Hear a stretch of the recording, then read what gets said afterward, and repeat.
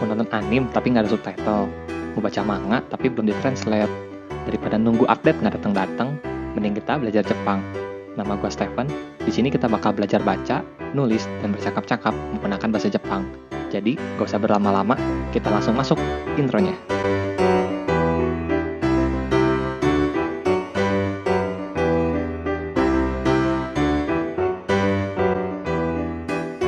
Buat kalian yang belum mengikuti pelajaran sebelumnya, kalian bisa cek playlistnya di sini. Jangan lupa juga lihat deskripsi videonya, karena gue bakal taruh link untuk kalian bisa latihan pelajaran-pelajaran yang udah kita bahas. Jadi, kita langsung lanjut aja ke pelajarannya. Di pelajaran sebelumnya, kita udah belajar kosakata janai desu, di mana di pelajaran sebelumnya itu dipakai ketika kita ditanya, apakah kita berasal dari suatu daerah, tapi kita bukan dari daerah tersebut. Nah, sebenarnya janai desu itu dipakai juga untuk membuat negative sentence, atau kalimat negatif. Jadi, apabila kalian mau membuat kalimat negatif, kalian bisa mengganti kata desu, yang biasa kita pakai di akhir kalimat menjadi janai desu. Nah, untuk mengingat pelajaran yang kemarin, ini adalah contoh penggunaan janai desu. Watashi wa Amerika jin janai desu, yang berarti I am not American, atau saya bukan berasal dari Amerika. Untuk kosakata berikutnya, sekarang kita mau membahas numbers, time, and month, atau angka, waktu, dan bulan. Untuk yang pertama, kita akan membahas numbers atau angka dulu. Kita akan membahas dari awal, yaitu angka 1 sampai dengan 10. Nah, di sini saya sudah berikan numbers atau angka yang dipakai dalam bahasa Jepang. Kalian bisa mencoba untuk menghafalkan numbers atau angka ini dulu, supaya kalian bisa lebih cepat dalam belajar time atau waktu, dan month atau bulan.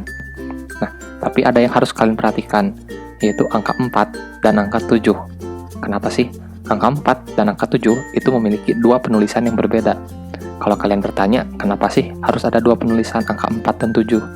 Kedua angka ini memiliki dua penulisan, karena kedua angka ini akan berubah penulisannya ketika kalian mau menulis atau berbicara angka yang ada di atas 10.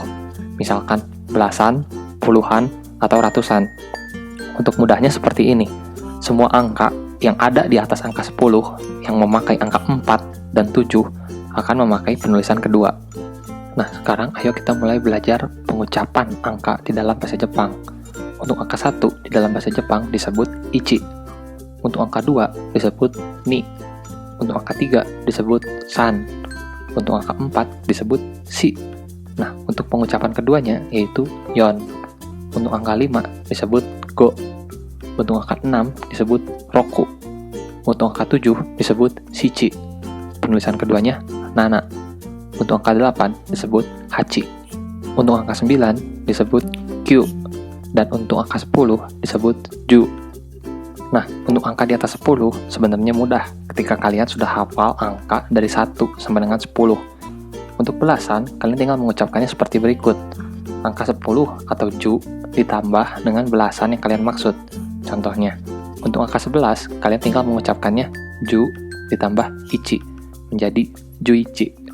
Nah, untuk angka 12, kalian tinggal mengucapkannya ju ditambah ni menjadi ju ni, dan seterusnya sampai dengan 19. Untuk angka puluhan, kalian tinggal menambahkan berapa puluhan yang kalian maksud di depan ju dan diikuti angka yang kalian maksud. Contohnya, untuk angka 20, kalian tinggal mengucapkannya ni ditambah ju menjadi niju. Nah, untuk angka 21, kalian tinggal mengucapkannya ni ditambah ju ditambah ichi menjadi niju ichi.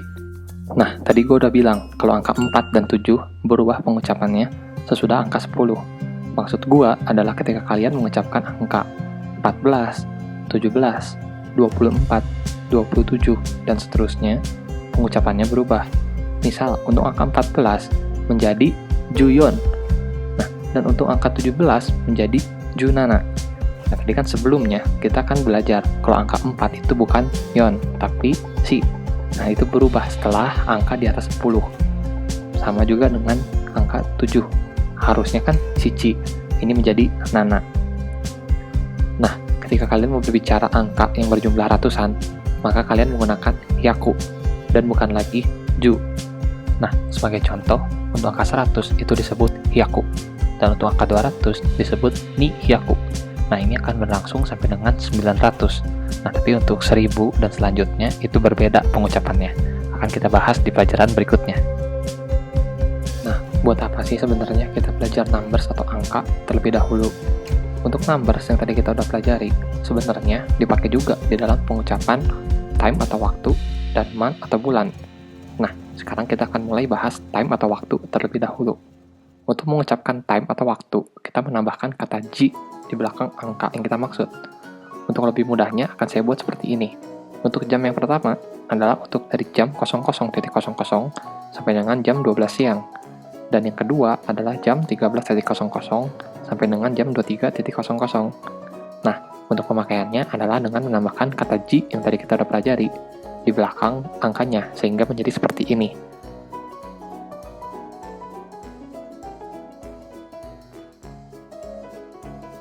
Nah, untuk membedakan AM dan PM atau pagi dan malam, kita harus menambahkan dua kosakata lagi, yaitu gozen atau gogo.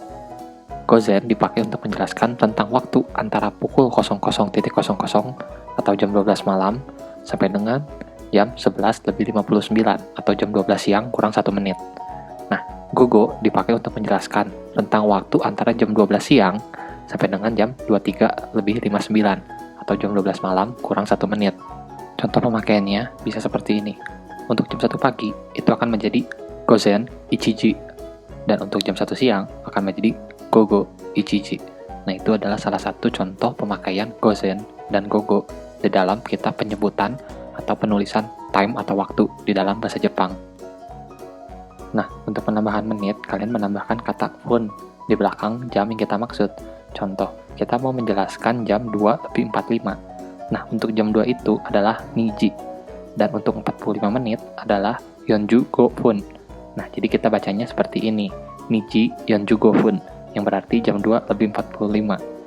Dan untuk penambahan 30 menit, kita bisa lebih mudah dengan menambahkan kata han di belakang jam yang kita maksud. Misalkan, jam 2:30, kita bisa menyebutnya sebagai niji han. Nah, itu adalah beberapa cara dalam menjelaskan time atau waktu di dalam bahasa Jepang.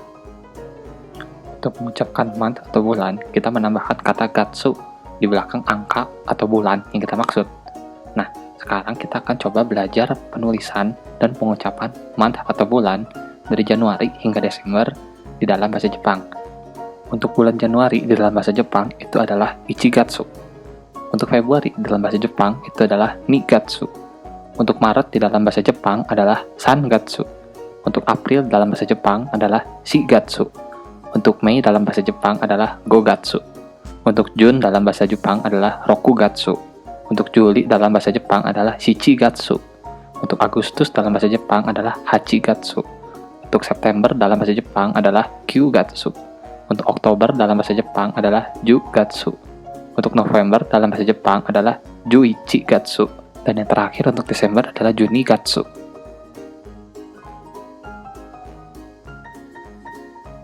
Tadi kan kita sudah membahas numbers, time, dan month. Nah, sekarang kita akan membahas days atau hari. Untuk hari itu tidak berurut seperti dengan time atau month. Dimana kalau untuk bulan dan time kan itu berurut sesuai bulan keberapa dalam satu tahun. Nah, kalau untuk hari itu memiliki kosakata masing-masing. Nah, berikut adalah pengucapan dan penulisan days atau hari di dalam bahasa Jepang. Nah, masih ada beberapa kosakata yang umumnya dipakai ketika kita mau menjelaskan days atau hari. Yang pertama ada kyou, yang berarti today atau hari ini. Yang kedua ada ashita, yang berarti tomorrow atau besok. Yang ketiga ada kino, yang berarti yesterday atau kemarin. Yang keempat ada ototoi, yang berarti the day before yesterday atau kemarin lusa. Dan yang kelima adalah asate, yang berarti the day after tomorrow atau lusa. Nah, ada juga beberapa kosakata yang bisa dipakai ketika kita mau menunjukkan waktu. Yang pertama ada kesa, yang berarti this morning atau pagi ini. Kemudian konban, yang berarti this evening atau sore ini. Dan ima, yang berarti now atau sekarang. Kalau kalian ingat, di pelajaran kemarin kita udah belajar kata soudesuka dan soudesune. Nah, kita itu menggunakan kata ne di akhir kalimat untuk menanyakan agreement atau apakah orang yang kita tanya setuju dengan apa yang kita katakan. Nah, kita menggunakan kata ka di akhir kalimat untuk menanyakan pertanyaan, jadi bukan agreement. Sebelum kita menanyakan baik itu agreement ataupun pertanyaan, kita sebaiknya menggunakan kata desu sebelum ne atau ka, jadi kalimatnya lebih sopan. Nah, contoh, sushi wa oishi desu ne. Nah, itu berarti sushi is tasty, isn't it? Dan sushi wa oishi desu ka, is sushi tasty. Nah, mungkin kalau kalian tidak memperhatikan, bisa menganggap bahwa dua kalimat ini itu sama. Tapi jika diartikan dalam bahasa Indonesia, untuk yang pertama akan menjadi sushi enak, bukan? Nah, dan untuk yang kedua adalah apakah sushi enak? Nah, tujuan dari pertanyaannya tuh jadi beda kalau kalian menanyakan apakah yang satu itu setuju atau tidak, dan yang kedua itu menanyakan pendapat orang yang kita tanya. Jadi beda penggunaannya. Jadi harus hati-hati penggunaannya dan harus diperhatikan cara penggunaannya.